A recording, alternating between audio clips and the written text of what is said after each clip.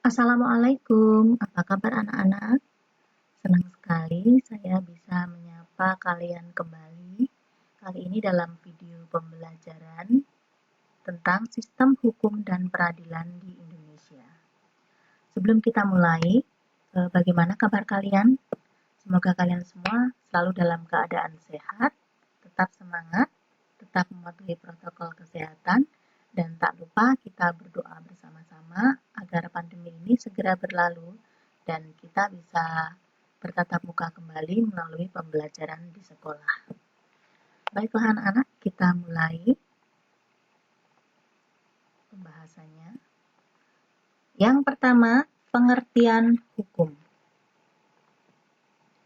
Pengertian hukum yang pertama ini disampaikan oleh S.M. Amin SH. Hukum adalah kumpulan peraturan yang terdiri atas norma dan sanksi yang bertujuan mengadakan ketertiban dalam pergaulan manusia sehingga keamanan dan ketertiban terpelihara. Kemudian yang kedua, menurut C.C.T. Simorangkir SH.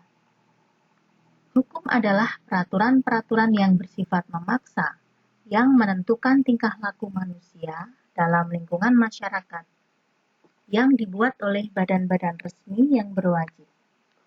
Pelanggaran atas peraturan tersebut akan diambil tindakan, yaitu dengan hukuman tertentu. Nah, ini saya sampaikan gambar dalam suatu proses persidangan. Kita lanjutkan. Berikutnya yang akan kita bahas adalah unsur-unsur hukum. Ada berapa unsur hukum? Nah, yang pertama, peraturan mengenai tingkah laku manusia. Peraturan mengenai tingkah laku manusia ini bisa berupa perintah dan bisa berupa larangan yang harus dipatuhi. Kemudian yang kedua, hukum tersebut dibuat oleh badan resmi yang berwenang. Badan resmi yang berwenang ini adalah pemerintah. Ya. Kemudian yang ketiga, hukum bersifat memaksa. Bersifat memaksa bagi siapa saja ya, tanpa terkecuali. Kemudian karena bersifat memaksa, maka bagi siapa saja yang melanggar akan dikenai sanksi yang tegas. Nah, ini tadi unsur-unsur hukum. Kita lanjutkan. Berikutnya, ciri-ciri hukum. Ciri-ciri hukum yang pertama, adanya perintah dan larangan. Ya, misalnya apa? Perintah berarti adalah kewajiban yang harus dilaksanakan oleh semua warga negara. Misalnya, kewajiban untuk membayar pajak, kemudian kewajiban untuk mematuhi rambu-rambu lalu lintas, dan lain sebagainya. Kemudian larangan. Larangan ini berisi peraturan-peraturan yang tidak boleh dilanggar. Misalnya, dilarang membunuh, dilarang mencuri, dan lain-lain. Nah, kita lanjutkan. Ciri-ciri hukum yang kedua. Perintah dan larangan tersebut harus ditaati oleh setiap orang. Nah, ini yang disebut hukum itu tidak memihak kepada siapapun. Di sini disebutkan setiap orang, berarti tidak ada istilah orang-orang yang kebal hukum. Nah, demikian ya, baik itu dari rakyat jelata sampai pada penguasa, itu semuanya harus taat kepada hukum. Kita lanjutkan sekarang. Tujuan hukum.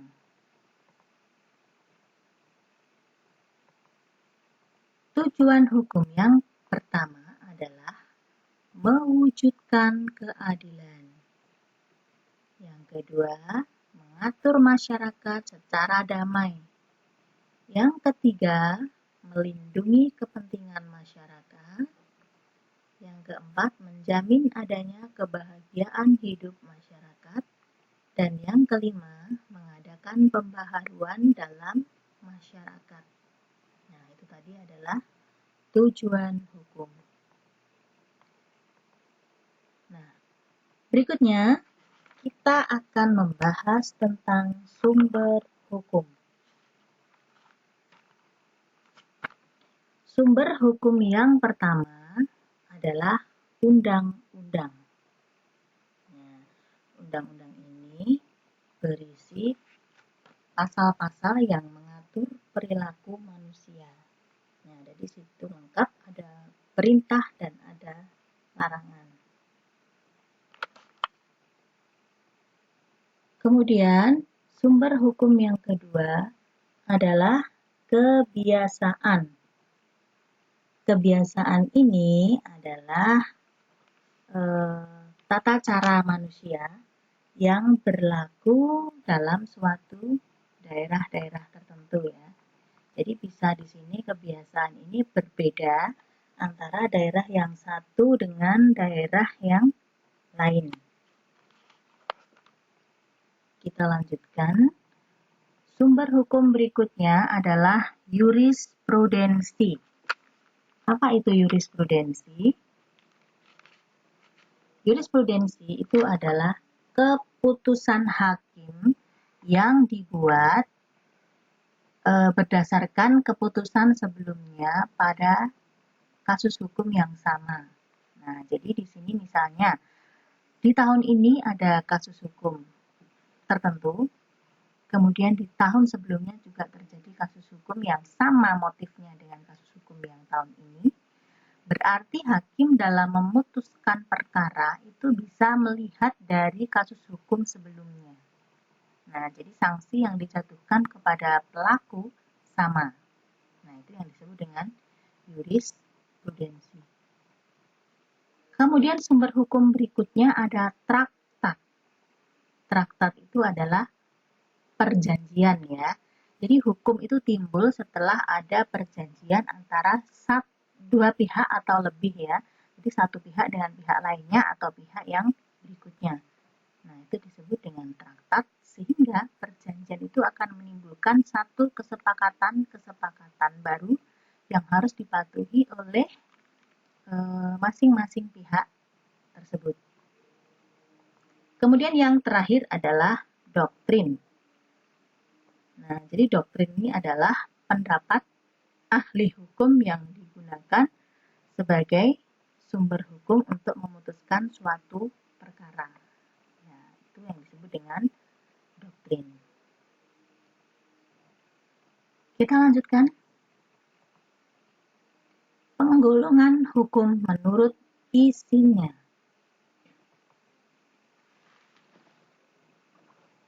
Hukum digolongkan ke dalam dua hal menurut isinya. Yang pertama adalah hukum publik. Adalah hukum yang mengatur hubungan antara negara dan warga negara yang menyangkut kepentingan umum atau publik. Ini juga sering disebut dengan hukum pidana. Kemudian yang kedua, hukum privat. Adalah hukum yang mengatur hubungan antara orang yang satu dengan yang lain sehingga menyangkut kepentingan perseorangan. Ini juga disebut sebagai hukum perdata. Nah, itu tadi adalah penggolongan hukum menurut isinya. Sekarang kita lanjutkan lembaga peradilan di Indonesia. Nah, ada beberapa jenis peradilan yang ada di Indonesia. Ini yang pertama adalah peradilan umum, kemudian peradilan agama, selanjutnya ada peradilan militer, dan peradilan tata usaha negara. Kita akan membahas satu persatu. Yang pertama, peradilan umum. Peradilan umum ini berada di tingkat kabupaten, kemudian tingkat provinsi, dan yang paling tinggi adalah di Mahkamah Agung. Jadi semua peradilan pengadilan ini memiliki tingkatan-tingkatan dari bawah sampai yang paling atas, yaitu di tingkat kabupaten disebut sebagai pengadilan negeri, kemudian di tingkat provinsi disebut pengadilan tinggi, kemudian peradilan yang tertinggi itu disebut Mahkamah Agung. Mahkamah Agung itu berada di pusat. Yang kedua, peradilan agama. Nah, ini tadi juga sama tingkatannya ya. Kemudian masalah-masalah hukum yang dibawa ke peradilan agama itu adalah antara lain ada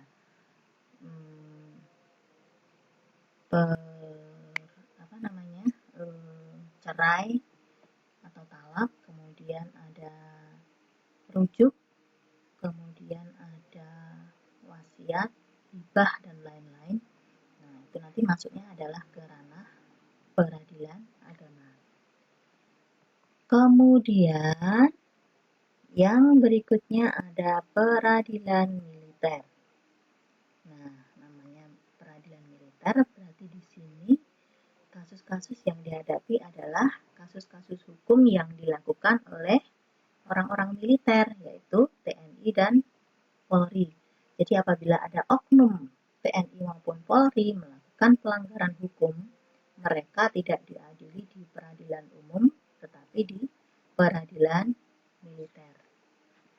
Yang terakhir adalah peradilan tata usaha negara.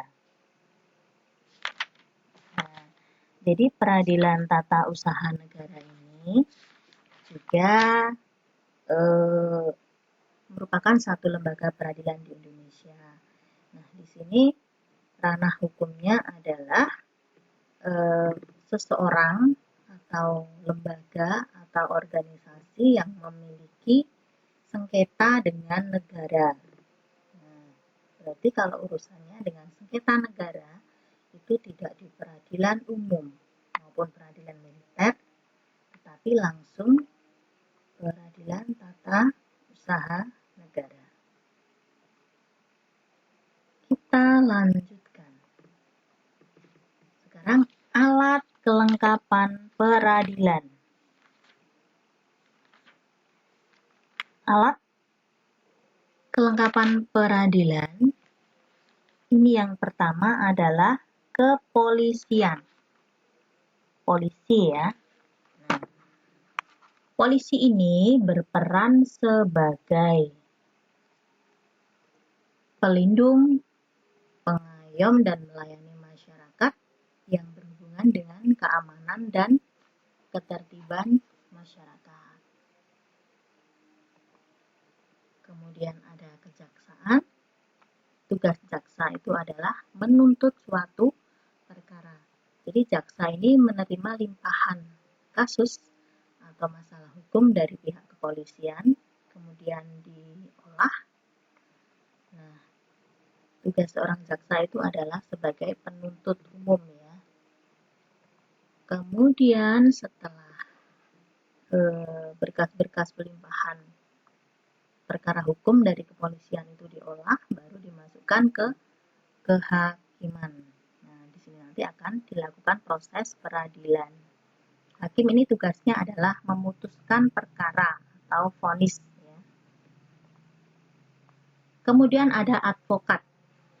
Advokat itu adalah pengacara ya nama lainnya ya.